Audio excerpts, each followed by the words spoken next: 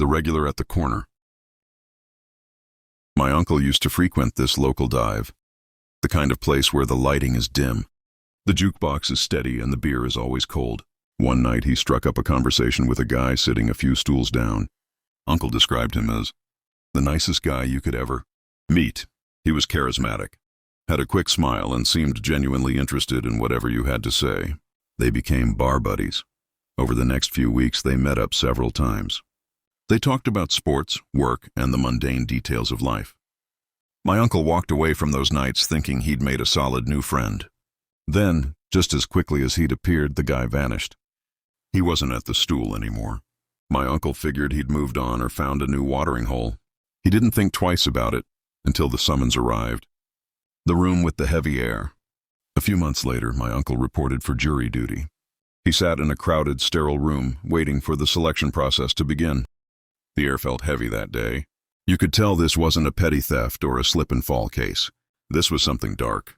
The judge began the proceedings, explaining the gravity of the trial.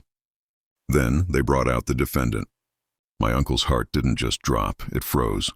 Walking into the courtroom, shackled and flanked by guards, was his friend from the bar, the nice guy who had bought him rounds and laughed at his jokes. The face of a monster. The man was Derek Todd Lee, now infamously known as the Baton Rouge serial killer. As the charges were read, the random stuff they talked about at the bar took on a sickening new context. While my uncle was clinking glasses with him, Lee was allegedly out stalking neighborhoods, linked by DNA to the brutal murders of several women. The man who had seemed so normal, so kind, was a predator who had been hiding in plain sight, blending into the nightlife of the city. The scariest thing wasn't that he looked like a monster. My uncle told us later. The scariest thing was that he didn't. The dismissal. When it came time for jury selection, the lawyers asked the standard questions. When they got to my uncle, he didn't even have to wait for the question. He looked at the man in the jumpsuit, who supposedly looked back with a flicker of recognition, and told the court, "I can't serve. I know him. We used to drink together." My uncle was dismissed immediately.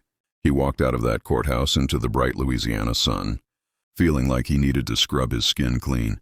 He never went back to that bar again. So next time you're out and a stranger strikes up a conversation, remember, you never truly know who is sitting on the stool next to you.